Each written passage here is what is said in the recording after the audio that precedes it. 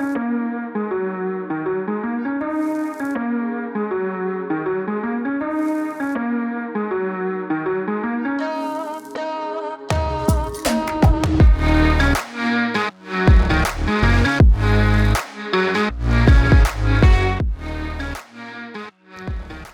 back to another episode of Buffalo Happy Hour. Mike, what's going on? Derek, we are back over at our friends at Addie's. So thank you, Addie's, so much for hosting us yet again for another fantastic interview.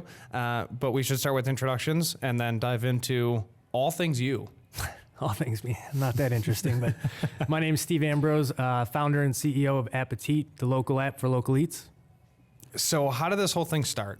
Well, long story. So I had a marketing business for restaurants that was called Yum Media. Before that, I had another company called the Buffalo Dinner Club. So I really loved and had a passion for the hospitality industry, getting people together to have a meal and network, and just, a lot more relaxed than a lot of networking events and forced events were. I thought of a way to bring people together and promote the restaurant at the same time. So that took off while I was doing credit card processing, selling point of sale systems. So I was already in restaurants, so meeting a lot of owners, managers, and then wanted to promote them. And then that took off, and then the marketing came out of, well, if I can promote one event, why not help them daily? They need more help daily. Sure. So that company took off. And then probably, March 15th or 16th and 17th, whenever the shutdown happened, I had probably 20, 25 clients at that time that I was just managing social media and all that on my own. It was my full-time job. I was one of the first calls, that they made. We're going to have to shut down. We don't know if or when we're going to reopen. We can't afford to pay you because we don't need to market anything yet. We don't know what's going to happen.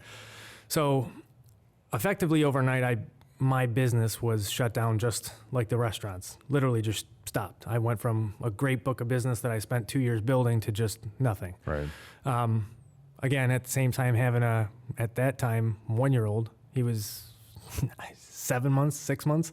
So I'm stuck home, as is everybody else, thinking about what I can do and what I should do now. What's my next move? I had built up enough business that I was okay for a few months to just sit down and reevaluate everything.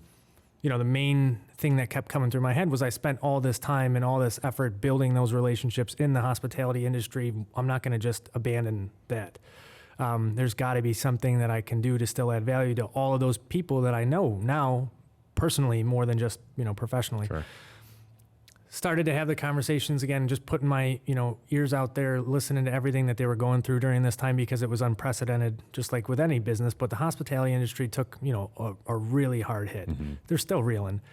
But I was listening to all the people talk about, well, now they're just doing takeout. And I never looked at delivery or ordering and all that. It's existed before this. It's just amplified, as consumer behavior has changed. But I was interested just learning their business models.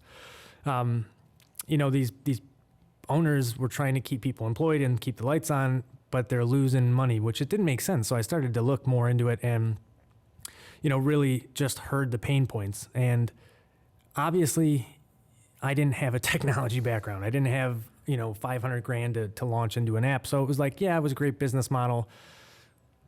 I can't do it yet. So I came up with another idea called Box Appetit. That was the original idea. It was to have prepackaged, like high-end, white, really nice, almost like a white tablecloth type of fine dining atmosphere, but brought to the home. So it would be like a T-bone steak that was 3/4 of the way cooked, and you would just take home, finish off with a nice video from the chef explaining how to do it with a bottle of wine that would pair well with it, trying to take that experience and bring it home. So we looked into buying a van and we were going to do all that, and it just logistically was a nightmare. I'm sure. So oddly enough, there was a woman that I had been in a BNI network with, a group with 2-3 years ago. We stayed, Facebook friends, LinkedIn friends. She always had watched what I was doing. She knew I was in the restaurant space. Her husband is a tech guy, has a lot of developers that he works with, has done many platforms, built many apps. He had one that had been shelved for 5 years. It was called Cater Spice. So it was for chefs to sell their meals at home. But it was the bones of a platform, right? It was there. No one used it. He brought it to me and, showed it to me. And I was like, yeah, this is a good skeleton. It's definitely not what I, envisioned, but how much do you want for it? And he's just like, oh, we just got to use it. So whatever, do you want to use it? And, so versus spending $200, $300, $400, $500 up front, I was lucky enough to meet someone that had something. Sure. It was just odd that it was the timing of everything. So I spent the next 4 months literally drawing it on the back of napkins. Like, I'm not a tech guy. Again, I don't know what it should look like, but they're telling me, okay, draw the app the way you would want it to be seen. So literally pictures of napkins, notepads that I'm just sending, I think this looks good. So we spent 4 months rebuilding it, kind of changing the look of it, the functionality. And, we launched in November of that year. So we started in April, May, we launched in November only because it was the second round of shutdowns. Sure. If I wasn't ready, we just built it, the web app. It was just getting done. Yeah. So if the second round of shutdowns didn't happen, what do you think would have happened? It still would have been a good business as it is today and always will be because it's been ingrained in people's purchasing behavior, lifestyle behavior. Again, these other companies have existed before the pandemic. Again, it amplified their business and it made it that much more relevant and pervasive in everybody's lives. But, with us, I think I would have not had the response that I got, because of the way Buffalo is and, all the channels, all the media outlets, the news outlets, they loved the story because it was actually a feel-good story at a time that everything sucked. Sure. And it was just shit all the time. COVID, watch this. COVID, we don't want to talk about that anymore, but that's Right. That's our entire life consumption for that year, 2 years. It would have been harder, but I think I would have been more ready. But we talked about this before going on, is that just do it. Yeah. Sometimes you're not ready. Jump in. If you don't know how to swim, you jump in, right? Yeah. That's exactly what this was. And every endeavor that I've been in, I take calculated risk. I look at things, but I don't have anything to lose. Sure. And when I know I have a good business model, why not just do it? Things will follow. So we launched, again, probably a few months earlier than we were ready for. Launched, and then in about 2 weeks, we had 80 some restaurants, breweries. I mean, I couldn't keep up. I'm still doing this, manually building restaurant profiles, menus. Wow. Menu item by menu item with pictures. We're still doing that. There's things that we can make more efficient, Sure. but we need funding for that. But at that time, it was just keeping up. Like, I have calls, just everyone saying, I want to join. I saw you on the news. Like, that's amazing. And it was great. So, and Buffalo is that type of market. Right. 100%. But at the same time, there's the other side of the coin where you're just like, dude, I'm one human being. That's so much work. It was, okay. We'll probably get more in depth in this conversation about personal lives and business as they coincide or don't really always, right? That 2, 3, 6 months, it's still consuming me, but that time was like lockdown for me too. I'm focused on that business. Sure. And I had a kid and at that time, trying to have a relationship, it's draining. Yeah. And it just was like, well, I have to do it now or else, if I don't do it, I miss this window. And I'm, some part of me is glad that I did it. And here we are 2 years later and we're now trying to talk about expansion, but it's tough, man, to do that during that time. Absolutely. Any business, really, starting anything, it comes with a lot. Yeah. And it's all manual. So there's no such thing as like, how can I make this more efficient? It's just like do or die, at least for the first 4 weeks. Oh God, yeah. Yeah. We would spend the same amount of time creating efficiencies as just do the work. Sure. Mm-hmm. And I'm that kind of person that, yes, there are so many ways to automate everything, right? Oh, yeah. But I don't have the time nor the money or the resources to like develop that. Mm-hmm. In that time that I'm developing that, I'm missing out on getting people up and running. So it was a very much reactive response, which, not the way I like to do things, Yeah. but at the end of the day, it got us notoriety in the beginning. Yeah. So when you started and you were developing this idea or you saw this need, what did you do, like market research to see how many people were doing other competitors? No, Okay. because of all the people that I had already networked with and built relationships with. I brought it to guys like Mike Schatzel and Jimmy Butera and guys that have, they're part of the restaurant association. They're very active people in the industry. Right. Owners and managers look to them for, well, what are they doing? If Mike's doing this, Mike's got 8 places, whatever it is, 8 now, they're going to follow guys like McCosey. People just follow them. They listen to them. So my market research was just having the conversation with people. Look, what don't you like about this, right? Clear things were paying too much, service sucks, I never get to talk to anybody. I just built a model that was very simple, easy to understand, easy to sell, easy to pitch, easy to get set up, and really just validating it with those people.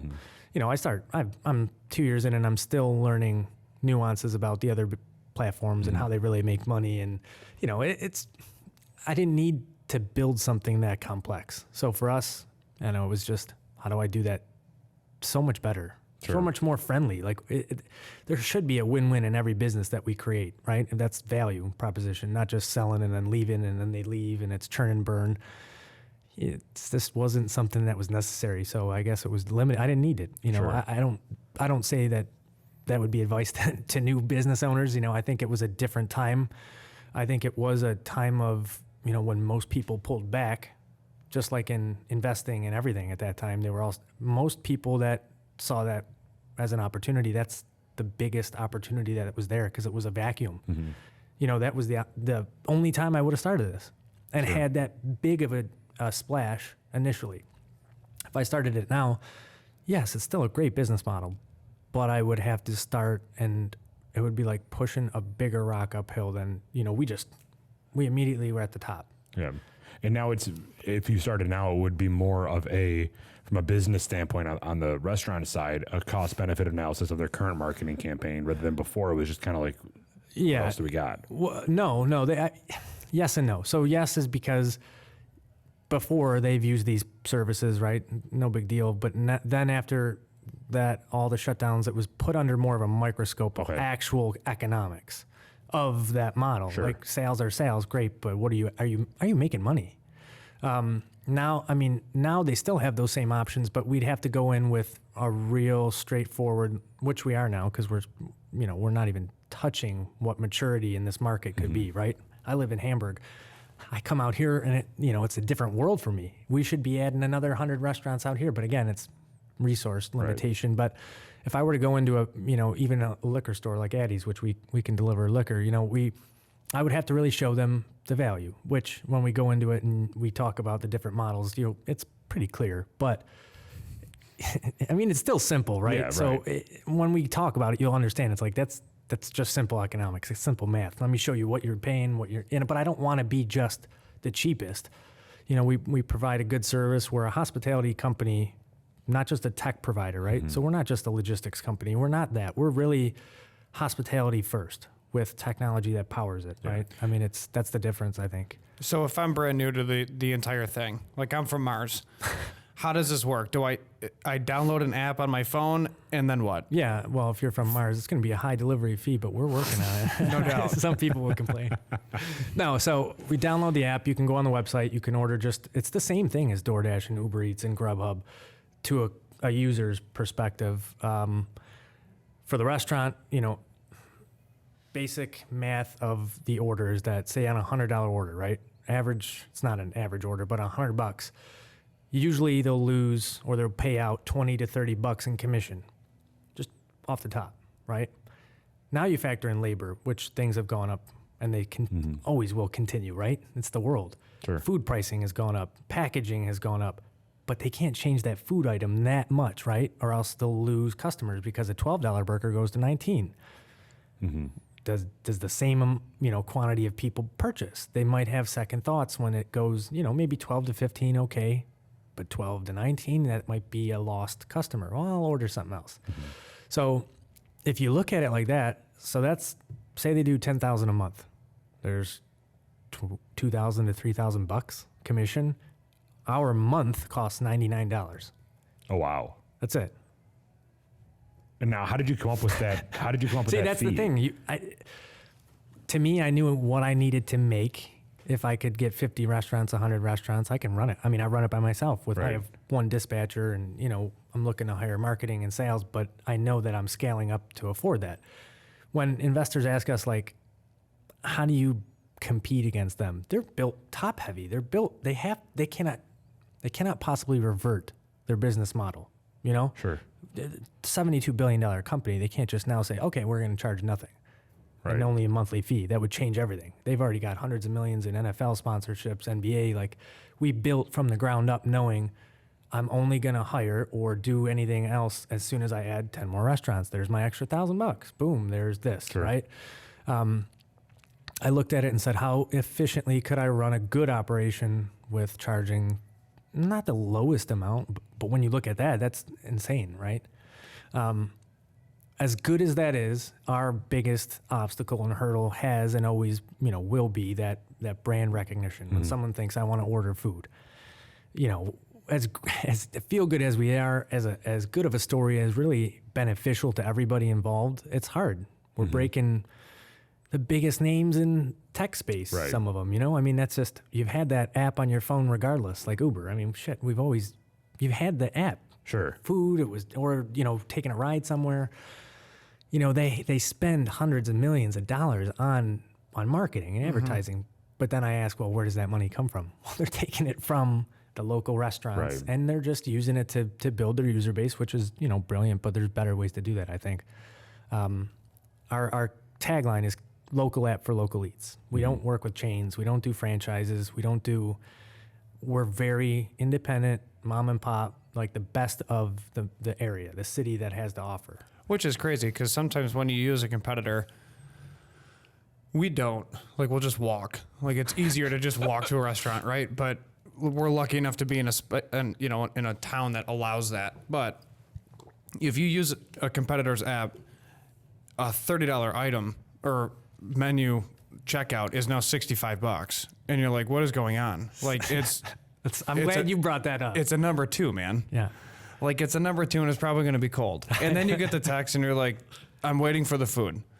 It's like, what do you mean? They And have you watch them and they're going the wrong way, and you're Yeah, like, damn, you're they're like- driving someone else's Right. food first. Yeah, How exactly. Did they get his Like, first? you Are got they tip this. enough? This restaurant has the fastest checkout line in history. Like, that's their marketing. Like, they And prove it all the time when I go there. And now all of a sudden it's going to take an extra 15, 20 Just minutes. because I Like, it's ordered, not, yeah. like, it's just faster to walk. So if someone uses your app, are you showing up at the door? Is it you? Oh, I still do a delivering the bunch. food? No, I mean, I'm out pretty much every day. We signed That's fascinating. Yeah. in the beginning. We've gone through huge changes as we learned the business. At the very, very beginning, we were using another local company to do our actual fulfillment because they already had an established. I was going to say, dude, like, what Network. happens, like, you launch and all of a sudden it's just like somebody bought a burger and you're like, oh God, that's me. Yeah. Like, I got to leave. So I'm grabbing my keys. we did that in the beginning because they had an established network. So we were going to be the ordering face and then pass off, delivery instructions. Super easy, right? Yeah. Right. Awful. Fucking awful. No control for me. Like, I send it out and I'm blind now. This is my reputation that I'm trying to establish here and build. And these are restaurants that partnered with Appetit because of Steve. Appetit was nothing. We're 2 years later and we're still building a name. Right. So at that time it was me. Like, look, I'm giving you the trust that you can build something. You've done it before. Just not showing up on time, wrong house. And again, I'm blind. Like, when I send I can't look. I don't know where they're dropping it off. I'm not talking to the customer. In that building phase, it's hard to just give up control, right? I can't. No, Sure. great. We're doing, $5,000 of orders on the first couple weekends. We probably lost a lot of customers in the, because it was just not run well. Right. But I had no choice, speaking to your point. I mean, I could spend another month or 2 months recruiting drivers, but then we missed that window, which is very small, right? So gave that, I don't even know how long, a month or two. And then, in January, we're like, all right, got to do something different. This is just not, we're not going anywhere, right? We're facing customer service issues that are more, I'm refunding orders. I'm like, I can do it better. So the next 3 weeks to 6 weeks was me, my dad, my business partner, his wife, and my developer and we were all out Oh, wow. delivering orders. And again, at that time, it was before we had a dispatch software. So we're literally getting orders, screenshotting the address, plugging it into like Waze or Google Maps, and just doing one by one. I mean, we were killing it. I mean, I've been out all day long for 7 days in a row, and going home, was not the easiest situation to go home to, but I still do deliveries. We're 2 years later, and if I can't get a driver there on time, yeah, they'll be 20 minutes late. No big deal. It might be good, right? No. I can't now lose that urgency of, the quality control, because that customer can be like, well, I gave him a chance. I'm going to. Right. But we all know I've ordered DoorDash. I still order. I want to see how they do things. Have they made changes to this? Because I'm researching in that element, and I'm hungry at 2 a.m. and I want a burger to smash. That's not who we are, right? That's exactly like, we're not that free delivery, one burger at 2 a.m. kind of. We're building a platform of local restaurants that, as they're open, we're open with them. Like, our average check size is $78. That's insane. DoorDash is 39. Uber Eats is 28. Wow. Not only are we giving them, or we're letting them keep 100% of every order, but every order is significantly higher. So I didn't mind going out and delivering, a really nice meal from like Glen Park Tavern or Mulberry or Chop Out. Like we're working with the great businesses. So to me, I loved it. I mean, there's days that I'll go out and do it just because I just want to drive. Yeah. It's a nice day, put the windows down, put the music on, go out and be visible again, show these restaurants that I'm still here, thank you. We're all doing it, How do you not buy two do I- meals? You know what I mean? Like, you're driving it and you're smelling whatever that person eats, and you're just like, I want that now. Like, how are you not 426 pounds? Yeah, Seriously. They won't notice a fry gone, will they? See, Just kidding. that's One fry at a time. But like, as much as that has become a joke, it's odd to think that you trust someone else, like Right. bringing that's not affiliated with the restaurant or not affiliated with they're doing 5 other services. It's odd. It's an odd It's very business. weird. But with us, we manually dispatch. We always have a live dispatcher that's on, watching the map, making sure drivers are going the right wow. way. Oh, God, yeah. It's hands-on. Yes, it's as we get more and more, it might be harder to like individually assign, but we'll always have, a manual coordinator, someone that's watching it in real time. Look, I'm like the 90 today. 3 accidents. I'm going to be another 20 minutes. Well, he's not going to make it back down to like, Right. Hamburg in a good amount of time. So we got to move things around. The difference, like I said, is that we're hospitality, we're more service focused. So that's just who we are. That's who we're always going to be in other markets too. I mean, it's the local flair with people that know the industry and are helping that industry. Can you go on your app and like search, I want a burger, and get a list of, is there any like search engine optimization or anything going on? We have come a long way. In the beginning, it was awful. It was brutal. You plug in burger and Chinese food would show up. Sure. I mean, but again, the database has to learn all this information. So in the beginning, it was just like throwing things out there. Mm-hmm. We've made so many improvements to our database, to our Amazon web hosting services. But it costs money. Mm-hmm. So as we've scaled up, everything we've done has gone right back into it. Improvements on the app, functionality, speed, things that have lagged. We're trying to get our technology up to a point where if we're going to compete with them, then we have to make it at least as user-friendly as their apps are, right? So if they want to pull out their phone one day and pick between the two, and if we're like, they're slower, I can't find that many places, they're going to naturally gravitate to the one that's easier, whether or not it's a good story or not. So that's been a huge focus for us since we've kind of not reached maturity, but getting to a point of not just growth, but more like, all right, now let's get everything buttoned up before we take it and move on and grow it. When you bring a restaurant on, is there any discussion on you're going to be going through me now? You can't go through the other competitors, or the best ones have gotten rid of the other platforms. Sure. Have them make that decision themselves, kind of? Oh, yeah. Yeah. Why wouldn't you? Right. Absolutely. I struggle with exactly that. Like, it's, to me, so easy. Well, we don't see the order volume, and we don't see the same users. Fine. But you have the customer. You tell them where to go. Right. And if Appetit's the only option, Yeah, exactly. I mean, why not? Well, you're the funnel at that point, right? If you got 10,000 followers and 10,000 Facebook, and you got a 20,000 person email list because you're a 10-year business that's been up and running, you got reservations that you can take all their information. Listen, we're using a local company for takeout and delivery. We do pickup too. We did very well with the viral marketing of the restaurants, but as you know, people have gotten complacent, and now they're dealing with staff shortages and rising food costs, and they're back to like normal problems. This is not the biggest priority anymore. But it also is my lack of being there and educating them. Why are we not doing this? Why are we not putting a takeout card in every DoorDash order that says, great, well, let's leverage their distribution. Let's leverage their $100 million advertising budget. Oh, thanks for your DoorDash order. Here's $5 off on Appetit next time you use it. And here's why you should use it. There's a lot of things that I have in my backlog that I can't get to because I'm just trying to keep the thing afloat. Sure. I'm best at this, going out and talking with them. And okay, I know it's been 2 years. It's been a lot slower than we had hoped. Why aren't we on Google? Why aren't we on your website? Like, why don't you have pictures of your food? The simple things that in the beginning, it was hard to like check them all off because I'm just trying to get them built, right? Yeah. I'm just trying to get the platform up. But now it's that, why are we not doing this? Why are you still using 5 other things? On Google, we're the 8th one. Well, which one do you think they're going to go to? Right. Yeah. Well, Really. you're not helping us, and at $99 a month, they should have that like wherewithal to say, I'm going to promote this one. Right. It makes more sense from their end that they only pay a flat fee.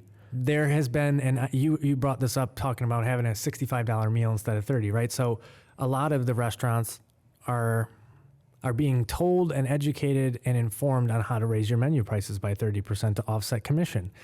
So the customer at the end of the day is paying 30% more on every menu item, and they're just breaking even.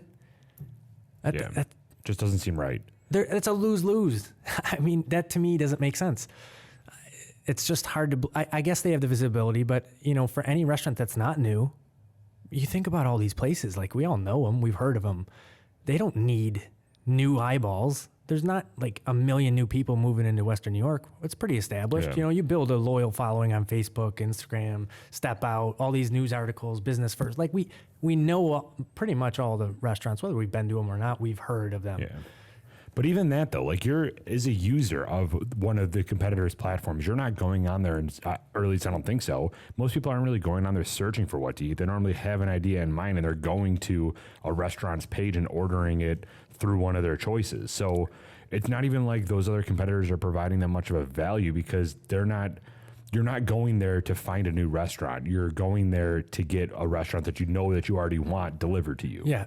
In the beginning, I had a whole different vision on what I wanted this to be, and for the sake of time and everything, it was really built to be a nameless service provider.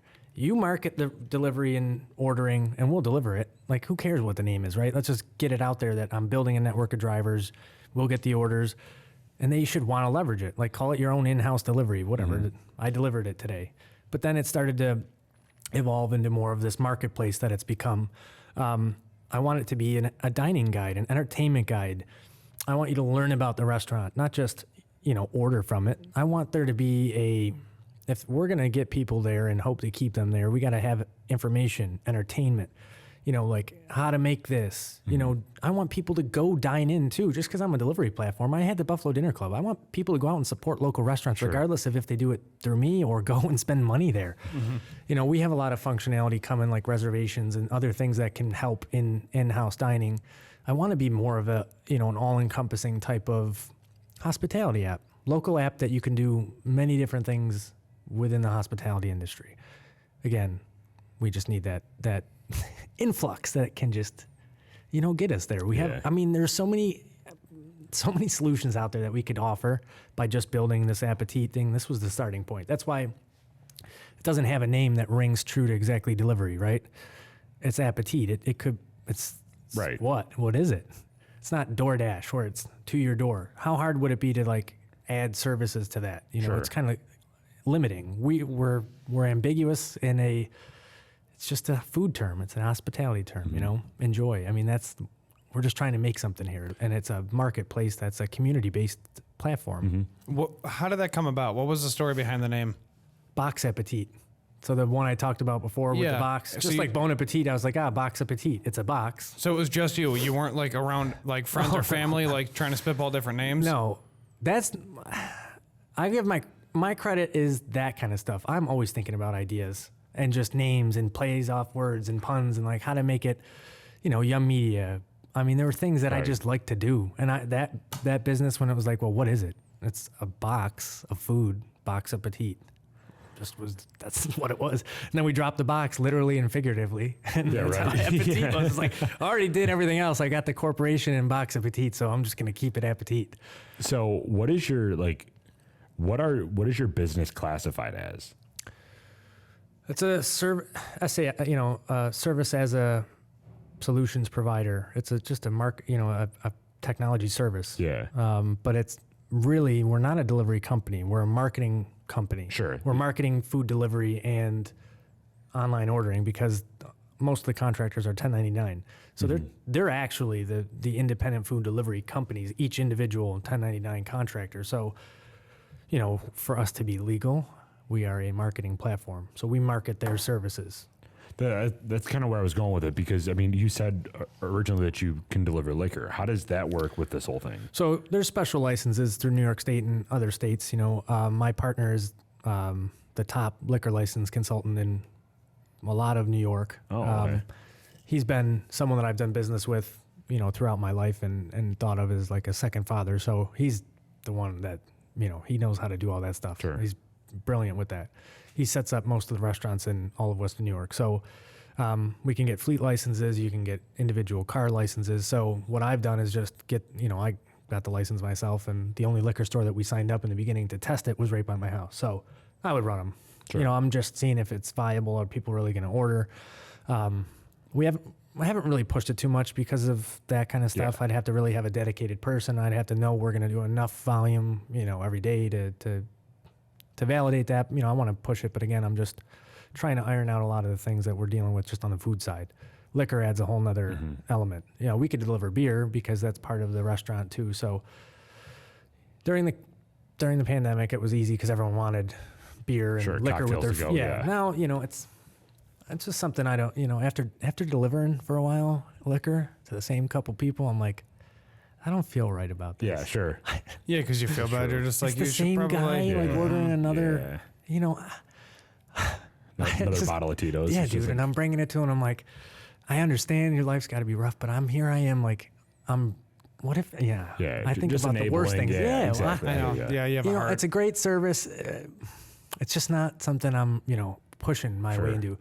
Cannabis, same kind of thing. We're trying to look at cannabis differently. We were thinking about Appetit. That's what I wanted to call it. So I made a joke on April Fool's last year.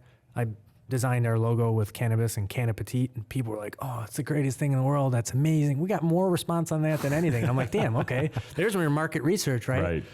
And Bob, my partner, is now getting into cannabis licensing, so we're kind of like exploring that. But it's just the core business, I hate straying away from that because we're not perfect yet. Mm-hmm. We're never going to be perfect, but I want to get this into other markets and then start thinking about, okay, let's add different, industries, different verticals. So what's your overall reach now? Just Western New York? So we have Buffalo, and then we launched Rochester maybe 6 months back, but it's not exploded because I'm not there. Yeah, Right. right. And I know if I sign another 10 restaurants there that I got to recruit another 20 that's a market manager is a full-time job. So trying to find the right person there, and offer something similar to me, like you own part of that market, you're ingrained in that market. It could be an ex-chef, a manager, a bartender that knows everybody in the business, a restaurant owner that owns 3 restaurants. It's like, oh, just sign up all of my friends. Since the beginning, actually more in the beginning, we had people from different markets all over the country and Canada that were like reaching out. Hey, can I sign up? Well, we're not down there. Yeah. The guys in Tampa, like, I got 19 restaurants. Can you come down and sign us up? I'm like, shit, yes. I'm on a plane. Yeah, right. I don't know. What am I going to do? My dad, we're going to move down there, Dad, for the next couple of weeks. Man, we're getting this sucker going. But, people signed up in Philadelphia. People were all over. Toronto was like, well, I want to license this. We had a group of guys that was like, I want to license it. I'll call it whatever. I just want to. And I'm like, no, we're not ready yet. Now I think about it, and shit, we should have done it. Yeah, but right. I can go and do this in any market, right? I mean, the business model isn't like unique, but it's understanding how to build it and how to live. I didn't pay myself for 18 months. Mm-hmm. I moved back home with my parents. I had a 3-year-old kid. Well, now he's 3. 2-year-old kid. I made decisions that were tough. I mean, just like in any business again, but 18 months, Right. that's a long time. Mm-hmm. Absolutely. It's funny. I mean, this is a really bad joke, but I think about, not that bad. Don't worry, Derek. You're already giving me a look. Yeah, I'll mute you. It's the same thing as like some massive guy that represents a city in Montana, and you're just like, I would love to go to Montana. And then it's like, how many restaurants do you have if you're in charge of like the whole city? And it's like 2 restaurants. Yeah. It's like, I don't really know if that's worth it, man. Like, I might go to Florida for the 75 different restaurants between the 2 people. If I were to look at like the next couple markets for us, it's like Rochester, Syracuse, obvious ones, just because we can keep control on it. But after this, we can go anywhere. It's technology. That's the beautiful thing about scaling, is that as you get people that are already ingrained in those industries, it's so easy to find me in every market. You're going to Miami. Just stop. Just let us all sit up here and freeze. I will. You're gonna be enjoying Florida. And I will be delivering by yacht someday. So is that 99 for wherever you go to? Yeah. I always thought about doing like a market-based price, but why? Yeah. That's the selling point, man. It's $99. That's wild. I just don't know how else to say it. It's amazing. Yeah. It's stupid. It's just crazy. It's so stupid you don't do it. Like, I literally, when you go into a sales meeting, I've sold carbonation, point of sales, meat. Like, I got to come with my shit. I got to know, well, this percentage of gas is this. It's going to pour a foamy beer, and it's $99. Right. Here's the paper. He just laughs. I don't know what else to say. Like, I've made my life's work sales, and I've always had to like learn things and learn how technology provides and like basis points and all, and it's $99, and that's it.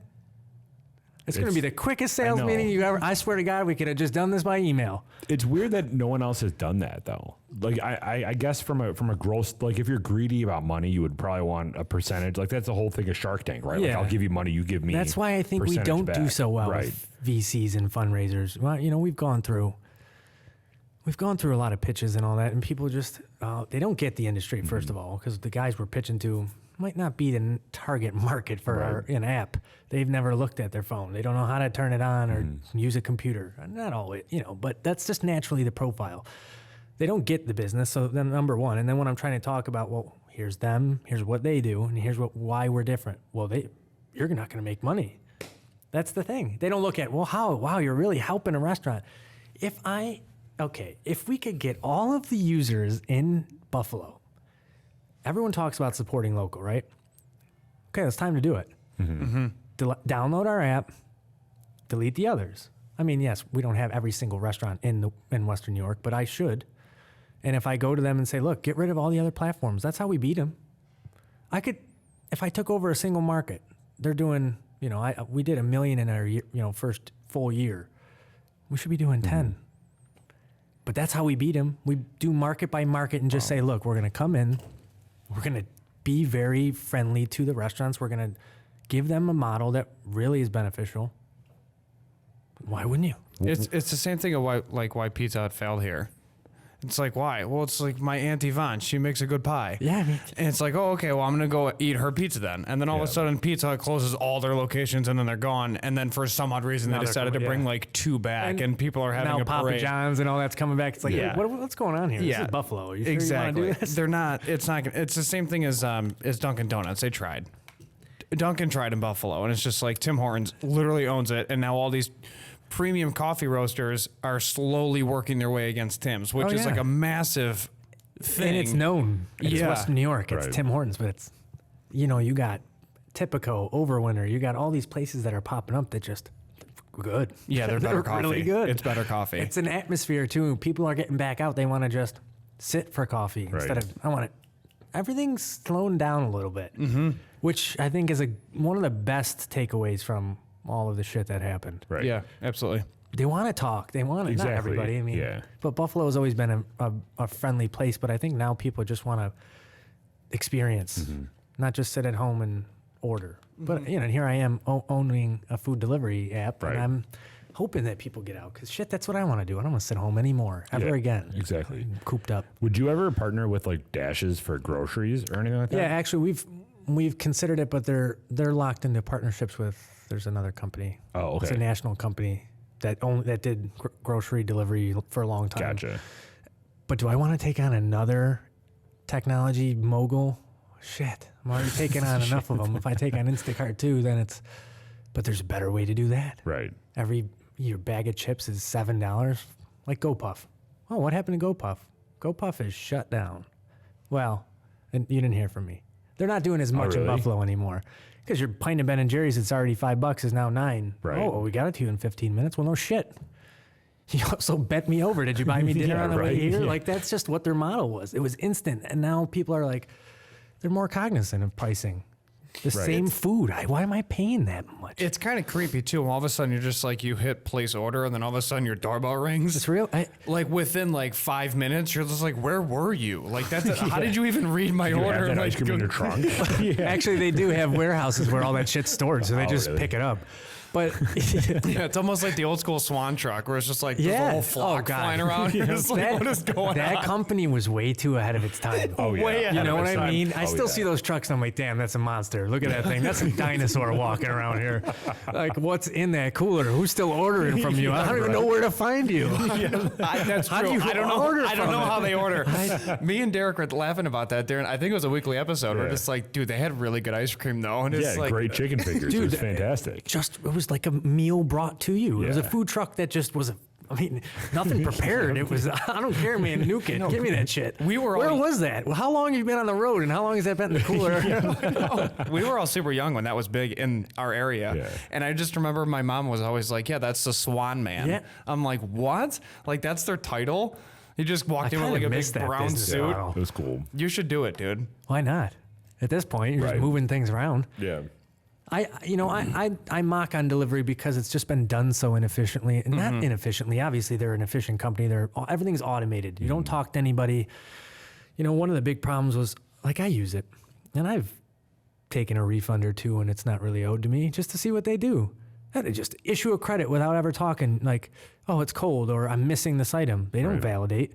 If I get an order, and I get a feeling that someone's like trying to get some free shit, I'm gonna, I want to know everything about it because they'll give up easily if they know they're not doing something right. We've had a lot of people try that. Well, I'm going to DoorDash. I'm like, fine, that's fine, but I know for a fact it was in there because our driver checks it. They're checking it at the door with the restaurant. They're going over it, and I'll talk to I have a very good relationship with the drivers. I'll call them and be like, were you missing this drink or this or whatever? No, I know for a fact I put it there, or I put it on that porch. We have a picture of it, but it's gone. Someone stole it, right?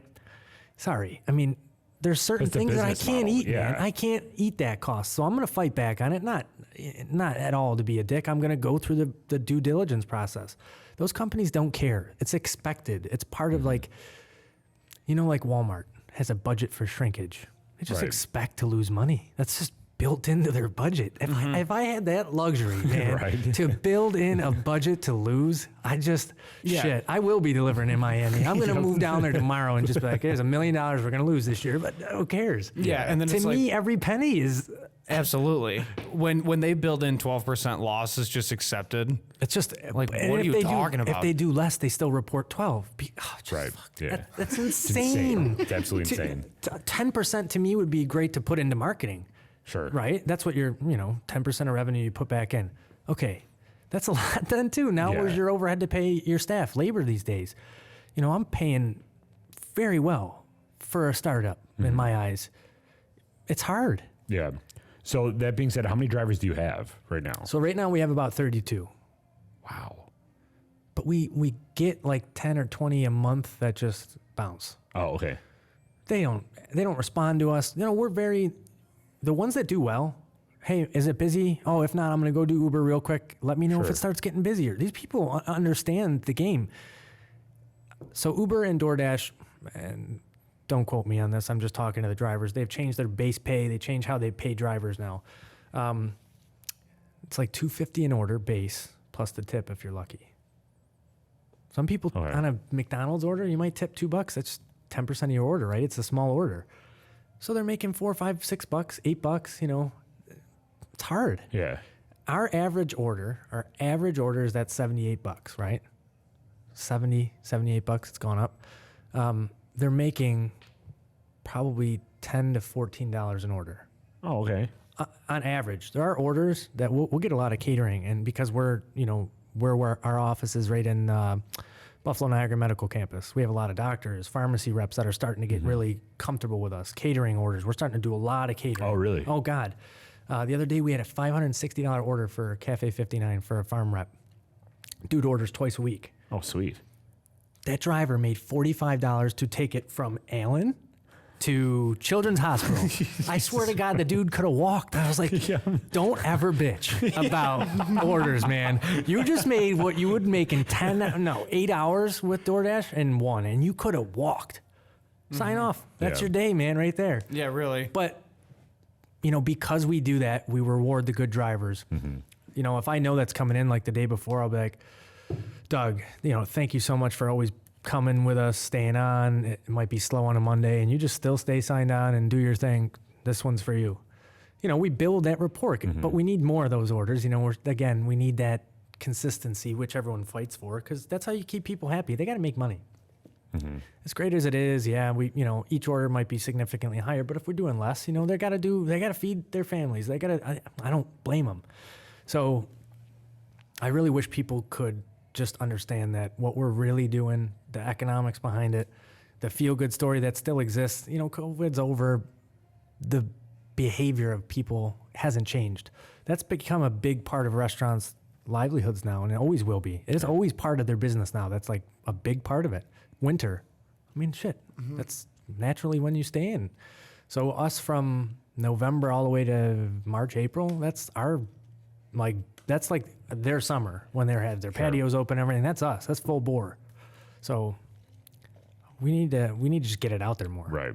So your hours of operation are just basically aligned with what restaurants you do business with? So most restaurants have scaled back, you know, dramatically. Kitchens are closing at 8, 9, 10. So we deliver from 7 a.m. to 10, whatever the last order is.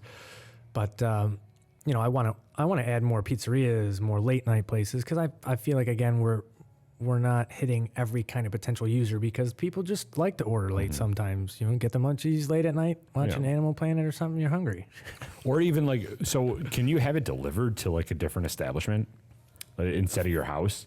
At a restaurant to get it? Yeah, so like if someone's on Chippewa or something and they're out, can they order Appetit to get delivered to them? So no. No, okay. I didn't know. It's not legal, No, right? the health department and the license, you have to have food on premise. Yeah, because you're bringing something else, unless that specific restaurant has that built in with their like business model that you can bring something in. But if it's a restaurant, It has to be repackaged and replated then. Yeah. Like there's weird. But that's a lot of work for. Yeah, sure.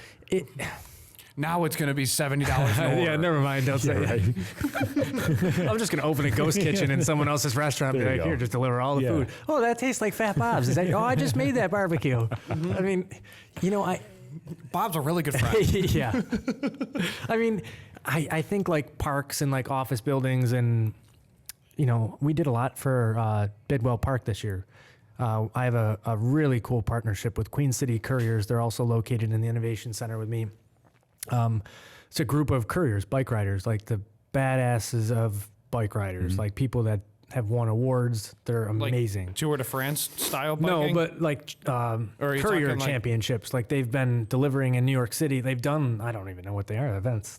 I'm not in that community. So it's just, I mean, I want a bike, but I'm not riding it. Like, they're just not like professional speed bikes. They're just speed carriers. Yeah, they've delivered for companies. They've like, I mean, I don't know what they're like good. Oh, gotcha. So like the pizza delivery boy in New York City that's got a bicycle. Yeah, a courier. Like Okay, there are championship. I'd have to It's ask. wild. I should- It's really cool. It's a community. When I talk about Dude, I didn't know that yes. was a championship for that. When it is a community that you have to gain entrance into, not just by riding a bike. Like they got to accept you first. I mean, I still don't ride a bike, and they're like just warming up to me. Yeah.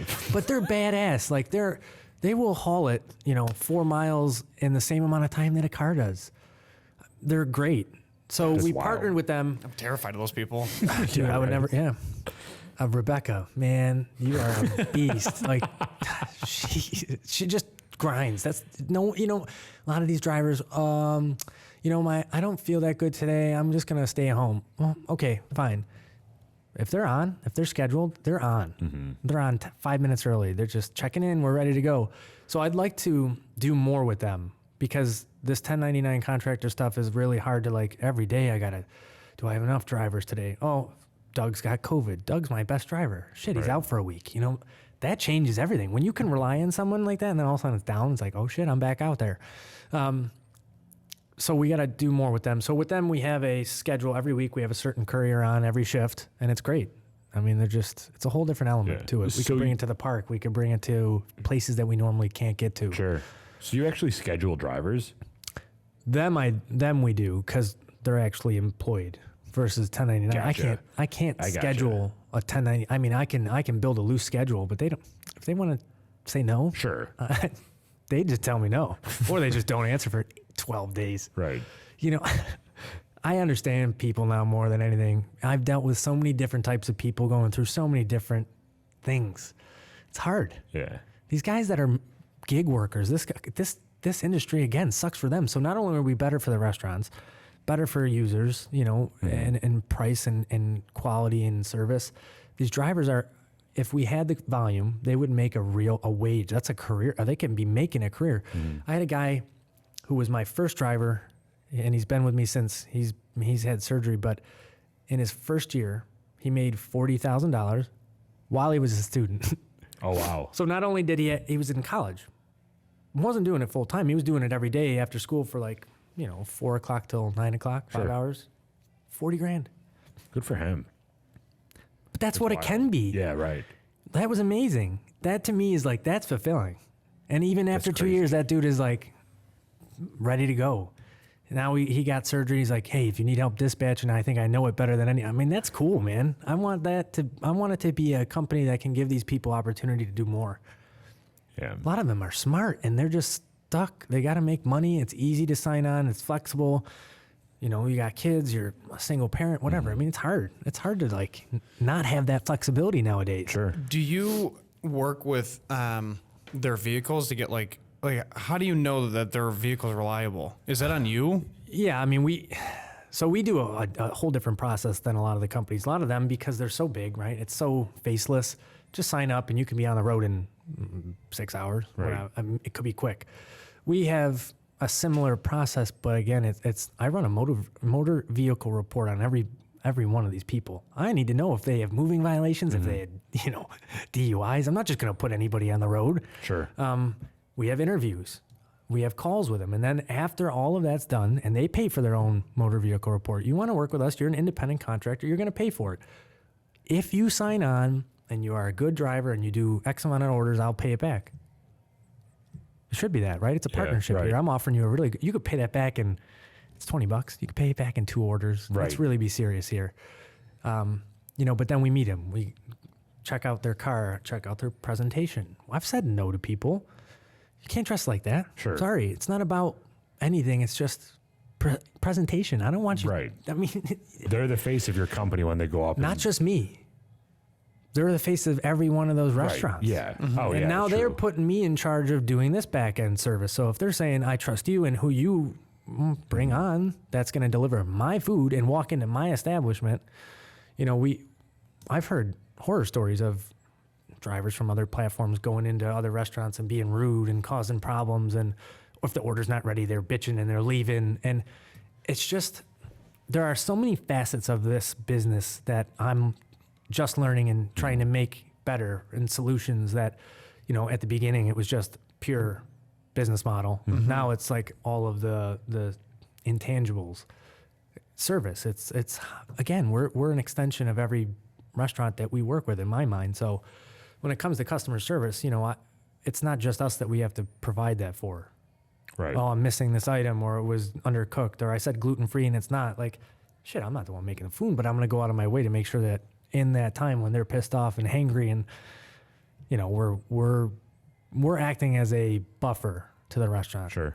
They're already busy. They're slammed. They may have missed something. We missed some. We're 5 minutes late here and there. Shit happens. But in that moment, it's like at the restaurant, you can at least say, hey, this is cold, or, they're going to do everything they can. We lose that.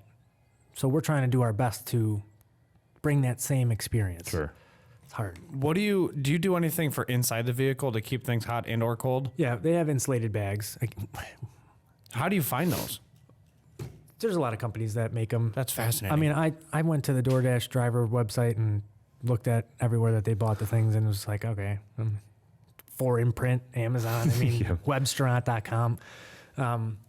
So there's insulated bags, but again, I can educate the drivers and be like, here's best practices, here's what we recommend. I can't. My goal is to eventually have a fleet of, electric vehicles of our own that say there's only maybe 2 or 5 drivers on at a time that are our own employee, shift-based, nice-looking car, uniform, and then we supplement it with the 1099s. I want to get to a point where we're all employee, because then it's presentation. Right. You're wearing a uniform. Not a uniform. You're dressed up in pants and a polo that says Appetit with a nice hat, a car, so we're recognizable. I don't like the ambiguity of the whole business. Yeah. But it's even Amazon workers. They're dropping packages off in their own cars nowadays. Yeah, like right. that to me, it loses its sense of credibility. And if you're going to pay that much for this premium service, it should look it. Sure. I should feel like I'm being taken care of, not just here's your plastic bag that's all tied up and you can see all the shit's moved around. And I hate that. I want a package with, there's better ways to do that too. But Absolutely. I'll try and deal with one problem at a time. That's my problem right there. I just want to keep. I'm a ping pong ball. Yeah, for sure. So you said that primarily Southtown, City of Buffalo. Is that next steps is try to get up towards more Williamsville area where we are right now? Right. I mean, that would be the easiest because of density. Transit Road. I mean, Right. I could add another 50 restaurants just on transit. Right. I need the freedom of time to go out and do what I do best. If anyone's going to sell the platform, it's me. I mean, I can hire very good people, but I actually care about this more than a salesperson could. I need to get out there and just talk to these owners and be like, we're working on this. It's $99 a month. Right. I know it's still a cost, but let's build this together. It should be, we need to get that excitement back out there. Again, it comes with new functionality, new restaurants, different, promotions. It's just every day. Yeah. It's a really tough business to be in. It's not, you feel like you're making headway and then all of a sudden the next day kicks you in the nuts. Like 2 people quit. Restaurants just like, I'm not doing enough. See ya. Oh, okay. Oh yeah. It happens. But then you know what I do? I screenshot their Google and be like, I'm the 8th one. How come on your website you got DoorDash and Grubhub buttons, but you don't have art? Like Right. those are simple things. Those are things that, and I have case studies now, obviously we're 2 years in. I have restaurants that are doing it and here's what their sales are. Maybe you're not going to make that much because they're more quick serve, but they're doing this. Sure. I'm not selling you on an idea now. This is what they do. This is how it works. It's straight up. This is what we should be doing. And then they'll just be like, oh yeah, well, it's just not worth the time to do it. It takes 5 minutes. It's hard because I'm still cognizant of how I'm going to talk to people, but why aren't you doing it? Help me help you, man. It's $99. Right. It's easy. It should be. I should be laughed really after easy. I said that's it, right? Yeah. 99. What it. more do you want me to say? Exactly. Do these things. I guarantee you it'll work. So what can people that are listening do to help out? Is it obviously use the app and Download order, the app, yeah. But going to an establishment and like asking if they have Appetit, does that help? That would at be all? sweet. Okay. To me, because we are a community-based platform in the sense that everybody that we work with is here and we have, communication with and we're trying to build relationships with, follow us on social media because that helps us now have a platform to say, if I want to go off and show an interview or a cooking little video with, name any restaurant, Sure. or a Brightsmith going how their beer is made, it's just things like that. That to me is marketing. That's organic content marketing. I don't want to be this salesy sponsored ad for Uber Eats, Uber One, join Uber One, all these celebrities. Like, tell me that didn't cost you $30 million to run that 15-second Right. bullshit commercial. Right. We need the community to understand what we're doing, right? I know it's not perfect by any means. There's a lot of things that can be improved in the app and, restaurants that can be added. Pictures should look different. There's things that need to be changed. Right. But if we don't have a solid base of users and if we don't have the real support, like if you're going to order and we're one of the options for that restaurant, you should now have a better understanding of why the order is better off with us.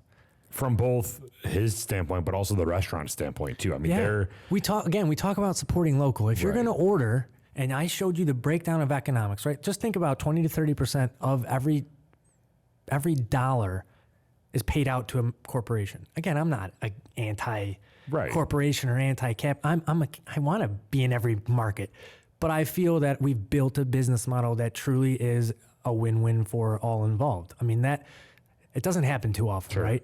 Someone always seems to get the short end of the stick. With us, I feel like we've really created something that everyone involved, from drivers to owners, I mean, they benefit. And without the community, we're not a community platform, right? Without Right. users, I can be 1 penny a month. exactly. And if I'm not bringing them shit, it's still more expensive than the other ones, right? If they Right. get $0 in orders and they get a $0.01 charge, I'm 100% commission. I mean, I can't even quantify it. There's Right. no sales. That's, I really want people to start putting their money where their fingers are. Next time you order, Just do it. support local. I mean, that's what I'm talking about. Yeah. We're here. We've proven that after 2 years, we're still here. The model's viable, right? We're not going to go anywhere. I'm not going to just up and leave. I've sacrificed much too much. But it's at a point where we really need another push. Sure. People going out and saying, why aren't you on this app? Or, tell your friends to order on this or download it. Just simple things. Share our posts, like our posts. It's nothing. You don't ever have to order from us, right? If you don't do delivery, and there's a lot of people that, don't order delivery. Right. They don't do it. Just they never did. They didn't like it. They didn't like the companies that were doing it. They just thought they could walk. They walk there. It's easier. Why not? Right. Even for those people, it's just really creating an engagement platform for them. Just share us. Just talk about us. Sure. Mention us at the restaurant. If you have a really good friend that owns a place, or if your friend's going to open something, be like, yo, check this out. I don't need you to go out of your way. I think it's download an order, obviously, if you're gonna, from someone, look at us first and be like, oh, I didn't know that so-and-so was on this app. And to your point, I think we want to be that, that app where people come and say, oh, what else is around? Sure. Not, I just want Right. XYZ restaurant and I want that burger and that's it. It's pretty I sweet. think that's it, yeah. Yeah. So where are you on social media? You're on Instagram, Facebook. What's your handle? At Order Appetit. Okay. ORDERAPPETIT. There's like an accent in there, but you don't got to type Not, that yeah, in. not the umlaut, not in there. People still call us Appetite and Yeah. That's bound to happen. whatever. I feel like. Whatever, man. As long as you got an appetite order, I don't really give a shit. it's Call not- call me whatever. Just call me. Right. Yes. I love that. Well, Steve, thank you so much for joining us Thank today. you We guys really for appreciate having it. Go download the app. It's so much easier to use, and it supports everybody. It helps everybody. It helps the businesses. It helps the restaurants. Just do it. So, thank you so much for your time. Guys, Appreciate it. appreciate it. Thanks.